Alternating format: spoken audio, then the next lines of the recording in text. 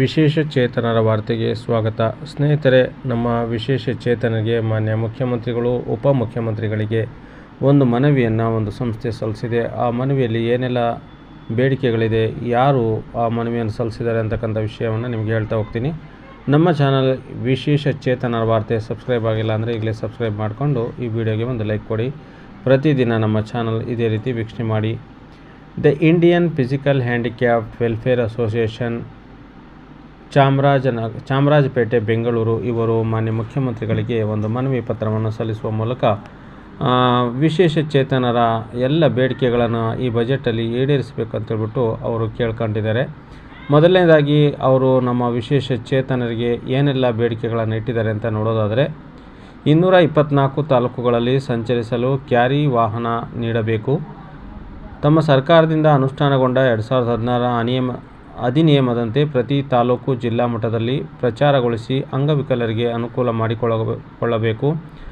ಮೂರನೇದಾಗಿ, ನಮ್ಮ ದಿವ್ಯಾಂಗ ಚೇತನರಿಗೆ 1400 ಮಾಸಿಕ ಮಾಶಾಸನ ದೊರೆಯುತ್ತಿದ್ದು ಅದನ್ನು 3000 ರೂಪಾಯಿಗೆ ಹೆಚ್ಚಿಸಬೇಕು. ಸರ್ಕಾರಿ ಕಚೇರಿ, ಆಸ್ಪತ್ರೆ, ಶಾಲಾ ಕಾಲೇಜು, ಬ್ಯಾಂಕು, ಖಾಸಗಿ ಕಚೇರಿಗಳಲ್ಲಿ ವಿಶೇಷ ಚೇತನರು ಕಚೇರಿಗೆ ಭೇಟಿ ನೀಡಲು ರ್ಯಾಂಪ್ ವ್ಯವಸ್ಥೆಯನ್ನು ಕಡ್ಡಾಯವಾಗಿ ಅಳವಡಿಸಬೇಕು.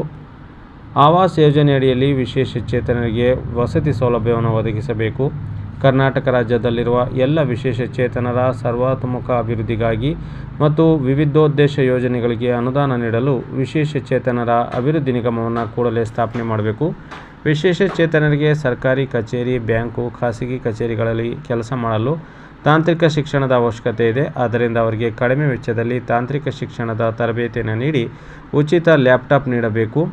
ವಿಶೇಷ ಚೇತನರು ಸ್ವಯಂ ಪ್ರೇರಿತವಾಗಿ ಸಂಚರಿಸಲು ಹಾಗೂ ಅವರು ಕಚೇರಿಗೆ ತೆರಳಲು ಎಲೆಕ್ಟ್ರಾನಿಕ್ ಚಾರ್ಜ್ಡ್ ವೀಲ್ ಚೇರ್ ಮತ್ತು 3 ವೀಲರ್ ಮೋಟಾರ್ ಬೈಕ್ ಅವರಿಗೆ ವಿಳಂಬ ಮಾಡದೆ ತ್ವರಿತವಾಗಿ ನೀಡಬೇಕು. ಕರ್ನಾಟಕದಲ್ಲಿ ತಮಗೆ ತಿಳಿದಿರುವಂತೆ ಸರಿಯಾಗಿ ವಿಶೇಷ ಚೇತನರ ಮಾಶಾಸನವು ದೊರೆಯುತ್ತಿಲ್ಲ. ದಯವಿಟ್ಟು ಇದನ್ನು ಪರಿಶೀಲಿಸಿ ತಪ್ಪದೇ ಪ್ರತಿ ತಿಂಗಳು ಮಾಶಾಸನವನ್ನು ಕೊಡಬೇಕೆಂದು ಈ ಮೂಲಕ ತಮ್ಮಲ್ಲಿ ವಿನಂತಿಸಿಕೊಳ್ಳುತ್ತಿದ್ದೇವೆ. ಹಾಗೆ 10ನೇ ಬೇಡಿಕೆ ಬಂದು, ಕರ್ನಾಟಕ ರಾಜ್ಯದ KSRTC ಬಸ್ಸುಗಳಲ್ಲಿ ವಿಶೇಷ ಚೇತನರ 100 ಕಿಲೋಮೀಟರ್ ಉಚಿತ ಪ್ರಯಾಣವನ್ನು 500 ಕಿಲೋಮೀಟರ್ವರೆಗೆ ಹೆಚ್ಚಿಸಬೇಕು. ಹಾಗೂ ವಾರ್ಷಿಕ ಬಸ್ ಪಾಸ್ ಶುಲ್ಕ 600 ರೂಪಾಯಿ ಇರೋದನ್ನು ಕಡಿತಗೊಳಿಸಿ ಉಚಿತ ಪ್ರಯಾಣವನ್ನು ಮಂಜೂರು ಮಾಡಬೇಕು. ಕರ್ನಾಟಕ ರಾಜ್ಯದಲ್ಲಿ ಸಂಚರಿಸಲು ವಿಶೇಷ ಚೇತನರು ಎಲ್ಲ ಟೋಲ್ಗಳಲ್ಲಿ ಉಚಿತ ಟೋಲ್ ಫ್ರೀ ನೀಡಬೇಕು ಎಂದು ತಮ್ಮಲ್ಲಿ ಪ್ರಾರ್ಥಿಸಿಕೊಳ್ಳುತ್ತಾ ಅವರು ಈ ಮನವಿಯನ್ನು ಮಾನ್ಯ ಉಪಮುಖ್ಯಮಂತ್ರಿಗಳಿಗೆ ಹಾಗೂ ಮುಖ್ಯಮಂತ್ರಿಗಳಿಗೆ ಪತ್ರವನ್ನು ಮಾಡಿದ್ದಾರೆ. ಸ್ನೇಹಿತರೆ, ಈ ಎಲ್ಲ ಬೇಡಿಕೆಗಳು ಆದಷ್ಟು ಬೇಗ ಈಡೇರಲಿ ಮತ್ತು ಈ ಬಜೆಟ್ಟು ಆಶಾದಾಯಕವಾಗಿರಲಿ ಅಂತ ಹಾರೈಸುತ್ತಾ ಇವತ್ತಿನ ವಿಡಿಯೋ ಮುಗಿಸ್ತಾ ಇದ್ದೀನಿ.